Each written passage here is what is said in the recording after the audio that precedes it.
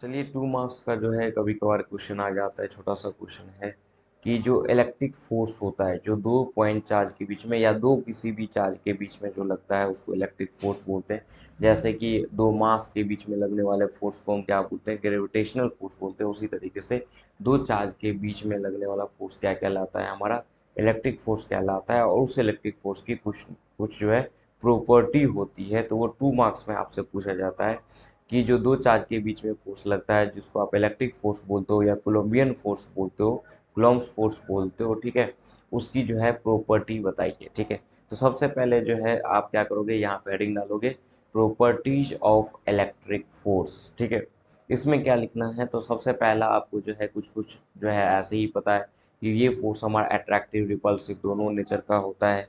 जैसे ग्रेविटेशनल के बारे में आपको क्या पता है, ग्रेविटेशनल फोर्स जो होता है केवल अट्रैक्टिव होता है, जबकि इलेक्ट्रिक फोर्स क्या होता है, अट्रैक्टिव और रिपल्सिव दोनों होता है। ठीक है, कब अट्रैक्टिव कब रिपल्सिव होता है इसको भी हम जान लेते हैं।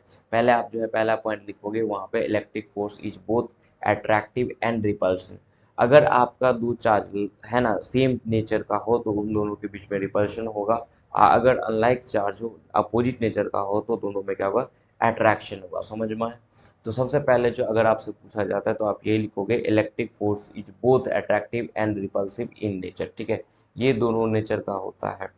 कब अट्रैक्टिव कब रिपल्सिव, तो आप याद रखिए लाइक चार्ज की केस में क्या होता है, हमारा रिपल्शन होता है, जबकि अनलाइक चार्ज की केस में क्या होता है, अट्रैक्शन होता है। ठीक है, ये एक प्रॉपर्टी हो गया। दूसरी प्रॉपर्टी हम क्या लिखेंगे, दूसरी प्रॉपर्टी लिखेंगे electric force is central in nature. Central in nature कहने का मतलब होता है दो चार्ज के बीच में जो फोर्स लगता है वो उसी लाइन के अलोंग लगता है, जो लाइन है ना, जो लाइन उन दोनों चार्ज को एक दूसरे से ज्वाइन करेगा। ठीक है, अगर आप 2 पॉइंट चार्ज देखते हो तो 2 पॉइंट चार्ज के बीच में फोर्स ऑफ अट्रैक्शन या रिपल्शन कुछ भी हो, ठीक है, चाहे अट्रैक्शन हो चाहे रिपल्शन हो, वो उसी लाइन के अलोंग लगेगा जो लाइन इन दोनों को क्या करेगा, मिलाएगा, वो स्ट्रेट लाइन जो इन दोनों को मिलाएगा। ठीक है, तो वो जो है आप क्लासरूम में किए होंगे सेंट्रल नेचर, वहाँ से एक बार देख लेना। ठीक है, अपने को बस जो यहाँ पे प्रॉपर्टी पूछी जाती है तो हम अगर ध्यान में रख लेंगे ना कि हमारा क्या होता है कि ये सेंट्रल नेचर का होता है, तो हमारा काम हो जाएगा यहाँ से। ठीक है, तो आप जो है फर्स्ट पॉइंट तो आप अट्रैक्टिव रिपल्सिव वाला लिख दोगे। सेकंड पॉइंट हमारा क्या होगा, इलेक्ट्रिक फोर्स जो होता है सेंट्रल नेचर का होता है। ठीक है, सेंट्रल इन नेचर होता है। इसका सिंपल सा मीनिंग यही है कि ये हमेशा अट्रैक्शन हो चाहे रिपल्शन हो, हमेशा उस लाइन के अलोंग ही लगता है जो लाइन उन दोनों पॉइंट चार्ज को मिलाता है। ठीक है, चलिए नेक्स्ट जो है, नेक्स्ट क्या लिखना है, तो नेक्स्ट है हमारे पास electric force is conservative in nature. ठीक है, ये काफ़ी इम्पोर्टेंट क्वेश्चन है, ये आपका ऑब्जेक्टिव में भी आता है, बाकी जो है सब ऑब्जेक्टिव में तो आता ही है, साथ में ये भी कई बार जो है ऑब्जेक्टिव पूछा गया है कि जो हमारा इलेक्ट्रिक फोर्स होता है कंजर्वेटिव होता है कि नॉन कंजर्वेटिव होता है ना। तो हमारा यहाँ पे जवाब होगा कि क्या होगा, कंजर्वेटिव नेचर का होता है। कंजर्वेटिव का मीनिंग क्या होता है, तो कंजर्वेटिव का मीनिंग होता है आपका कि जिसका फोर्स जो है, फोर्स के द्वारा जो वर्क डन होता है ना, यहाँ पे इलेक्ट्रिक फोर्स के द्वारा जो वर्क डन होगा वो वर्क डन पाथ से इंडिपेंडेंट होगा। ये बस इनिशियल पोजीशन और फाइनल पोजीशन से जो है डिपेंड करता है, इनिशियल पोजीशन पर और फाइनल पोजीशन पे। ये उस पाथ पे डिपेंड नहीं करता है जिस पाथ से आप है ना किसी चार्ज को ले जा रहे हो, है ना। ये बिल्कुल इसका एक और एग्जांपल हमारा ग्रेविटेशनल फोर्स है। तो ग्रेविटेशनल वाले में आप देखिएगा कि जो आपका mgh होता है, ठीक है, अगर आपका कोई बॉडी है और इसको h हाइट तक पहुंचाते हो तो इसका पोटेंशियल एनर्जी mgh ही होता है। आप चाहे किसी भी रास्ते ले जाओ, उस रास्ते पे डिपेंड नहीं करता है। ठीक है, तो ऐसा फोर्स जिसका वर्क डन पाथ से इंडिपेंडेंट हो वो हमारा क्या कहलाता है, कंजर्वेटिव नेचर का कहलाता है। समझ में आ रहा है? तो ये इंडिविजुअली आपका 2 मार्क्स में क्वेश्चन आ सकता है कि इलेक्ट्रिक फोर्स कंजर्वेटिव नेचर का होता है, उसको एक्सप्लेन कीजिए क्या है ये चीज़। ठीक है, तो सिंपल सा यहाँ पे आपको ये लिखना है कि कंजर्वेटिव नेचर कहने का मतलब है कि इलेक्ट्रिक फोर्स के द्वारा जो वर्क डन होगा वो पाथ से इंडिपेंडेंट होगा।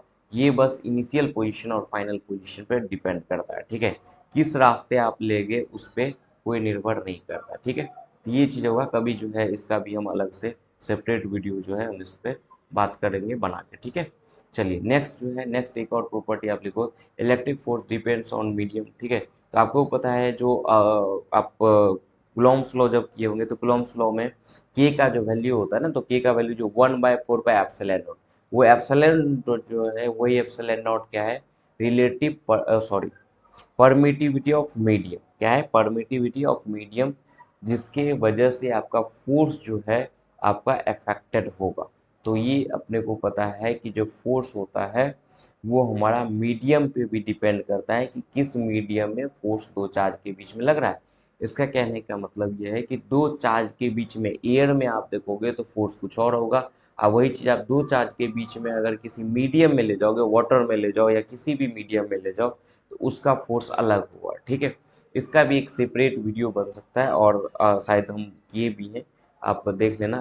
शायद रिलेटिव, हाँ, डायलेक्ट्रिक कांस्टेंट वाला में, डायलेक्ट्रिक कांस्टेंट वाले में इसमें दिखाया गया है इफेक्ट ऑफ मीडियम पे कैसे होता है। तो आप अपना इसी में सर्च कर लेना या देखना आपका कि dielectric constant of the medium. ठीक है, तो ये वीडियो आप देख लेना, वहाँ से आपको पता चल जाएगा कि कैसे ये डिपेंडेंट होता है। ठीक है, यहाँ पे बस अपने को अगर प्रॉपर्टी पूछती है कि चलिए इलेक्ट्रिक फोर्स की प्रॉपर्टी लिखिए, तो ये 4 पॉइंट हम लिख देंगे। अच्छा, एक चीज़ और, अगर क्वेश्चन में पूछता है कि दो प्रॉपर्टी लिखिए, तो कोई भी दो प्रॉपर्टी लिख दीजिए। 3 लिखने का, 4 लिखने का तब कोई सेंस नहीं बनता है। आपका 2 लिखोगे तब भी उतना ही मार्क्स आएगा, 4 लिखोगे तब भी उतना ही मार्क्स आएगा। तो सबसे अच्छा है कि 2 बोला जाए तो 2 ही लिखिए। अगर ऐसा नहीं कह रहा है कि कितना लिखना है, तो आप चारों पॉइंट आराम से लिख के आइए। ठीक है, एकदम आसान पॉइंट है आपका, जो है ऐसे ही हो जाएगा। इलेक्ट्रिक फोर्स अट्रैक्टिव और रिपल्सिव होता है, इलेक्ट्रिक फोर्स सेंट्रल नेचर का होता है, कंजर्वेटिव होता है, मीडियम पे डिपेंड करता है। ठीक है, तो इस तरीके से जो है आप 2 मार्क्स जो है कवर कर सकते हैं। ठीक है, चलिए, तो इस वीडियो को जो है अगर दोबारा देखने की जरूरत हमको नहीं पड़ता है कि दोबारा देखना पड़ेगा, आराम से हो जाए। ठीक है, फिर भी अगर प्रॉब्लम हो तो दोबारा देख लीजिए। ठीक है, और इसको जो है नोट कर लीजिए, नोट करके याद कर लीजिएगा, लिखिएगा, तो ये कन्फर्म आपका 2 मार्क्स कंप्लीट आपका हो जाए। ठीक है, चलो।